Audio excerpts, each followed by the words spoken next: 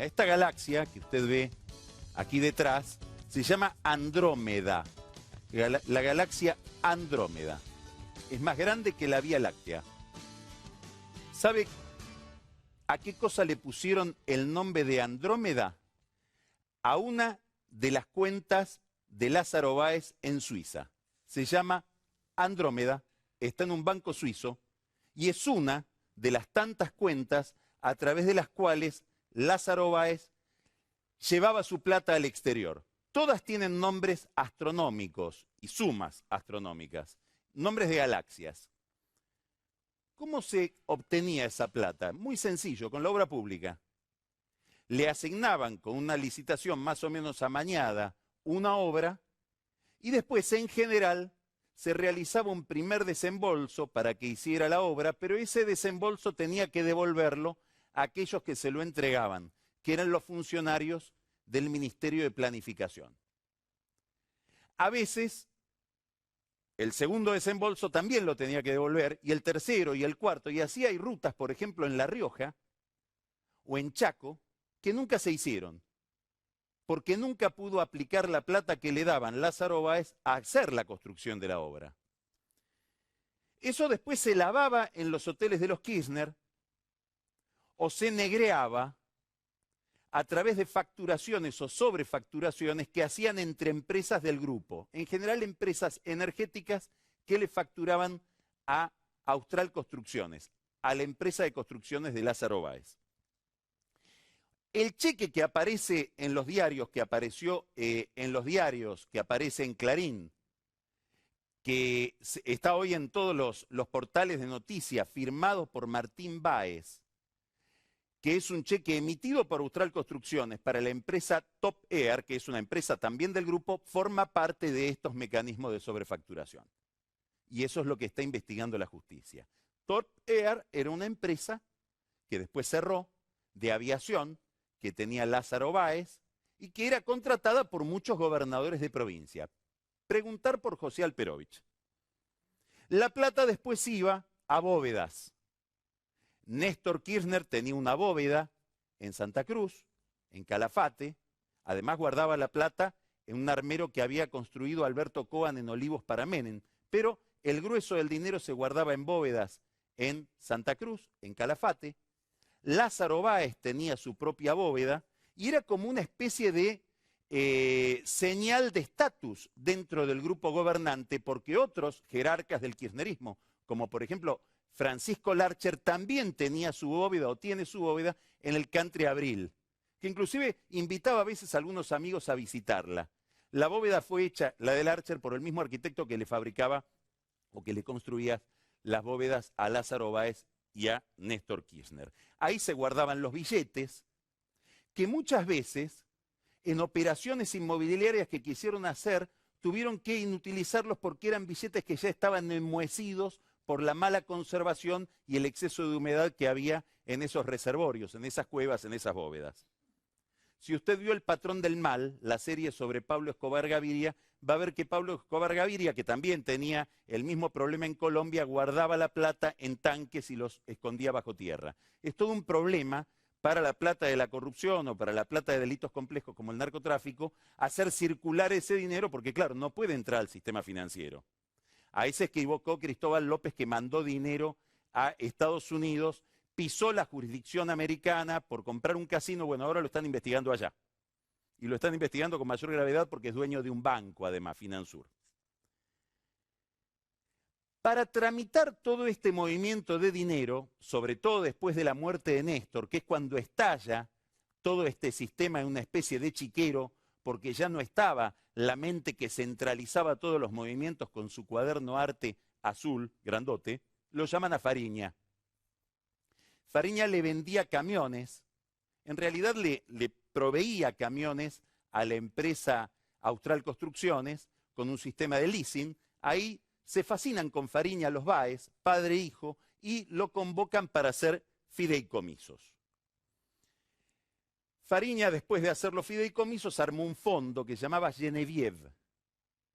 Ese fondo Genevieve se presentó delante de los accionistas italianos de Telecom En el año 2010, antes de morir, Néstor tenía la obsesión por quedarse con Telecom en una combinación con el grupo Huerten, que era socio y sigue siendo socio de la mitad de Argentina de Telecom.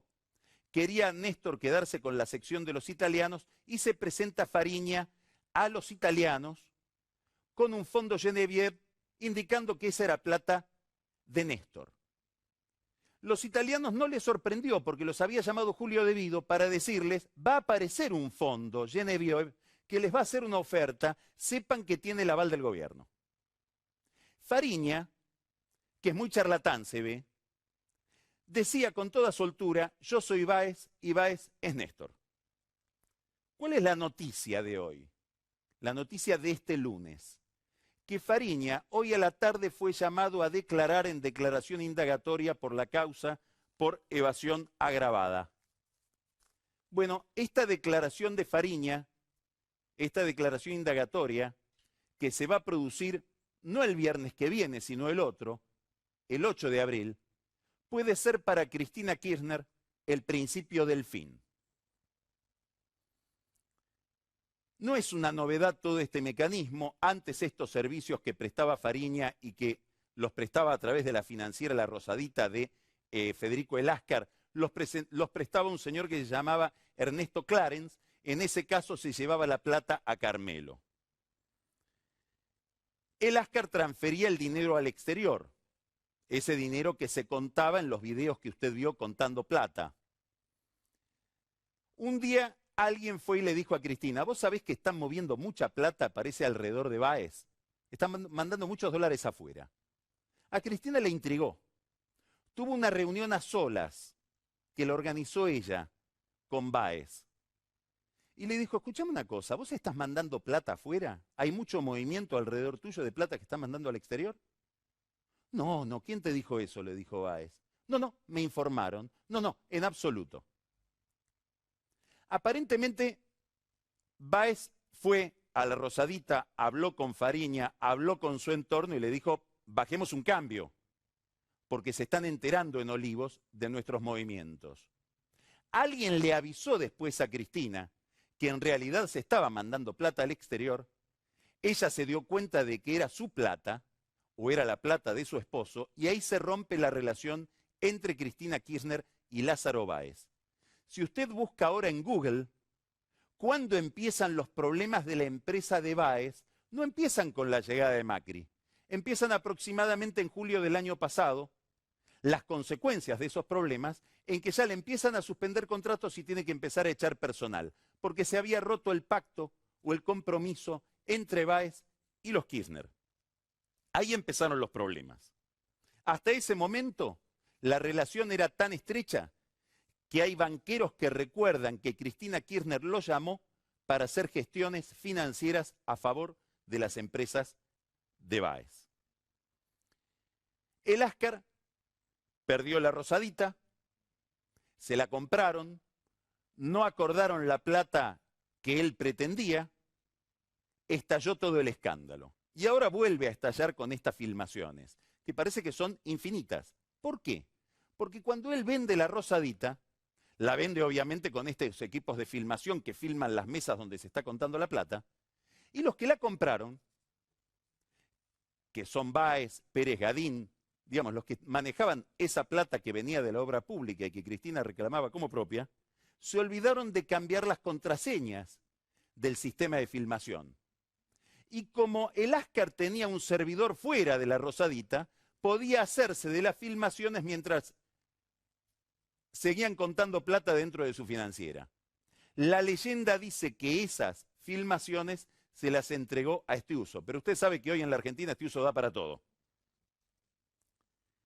Ahora hay una cantidad de amigos de la presidenta que se ve que están aislados de ella y tratan de dar explicaciones. Víctor Hugo Morales, con toda buena fe, explicó el otro día que en La Rosadita contaban plata como en las panaderías cuentan pan. Hay que aclarar que el gobierno de los Kirchner cerró financieras, cerró casas de cambio por encontrar más dinero del que tenía que haber. Es decir, contar plata si no está justificada la plata es un delito. Por eso a los amigos de la expresidenta habría que pedirles en nombre de la expresidenta no la defiendan más. Mejor que aparezca ella y se defienda sola. Hay una curiosidad que tiene que ver con una pregunta que nos venimos formulando acá en Odisea desde hace tiempo y que nos vamos a seguir formulando, que es si el sistema judicial argentino está capacitado, tiene la calidad suficiente como para dar una respuesta frente a estos delitos. Fariña está preso por evasión agravada en La Plata para que quede desconectado de esta causa y no pueda hablar.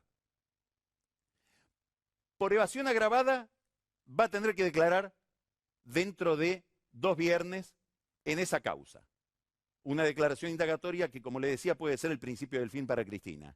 En cambio, Cristóbal López, que utilizó 8.000 millones de pesos de terceros, reteniendo impuestos que ni siquiera eran de él, era el impuesto a los combustibles que él en realidad cobraba a nombre de la AFIP para comprar una serie de empresas que hoy no sabemos muy bien de quiénes son, en el mercado se dice que son de Cristina, y sin embargo no fue ni siquiera denunciado por la AFIP. ¿Cuál era el plan de trabajo de la AFIP en la época de los Kirchner? ¿Perseguir perejiles o ir por los grandes delitos? En nombre de la soberanía del Estado, por supuesto.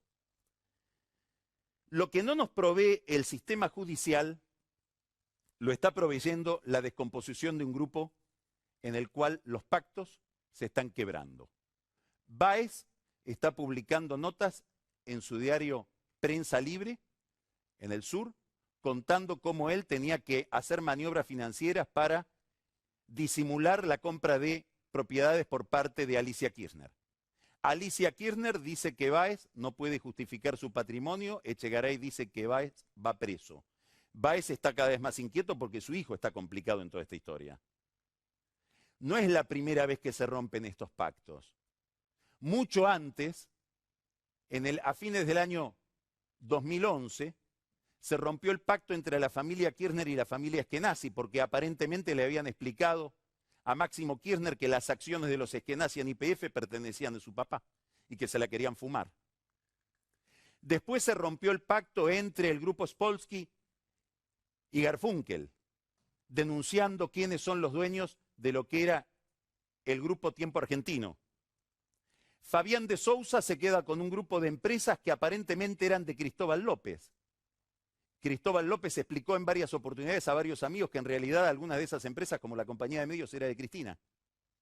Y ahora vemos esta ruptura entre Báez y Alicia Kirchner, entre Báez y Echegaray.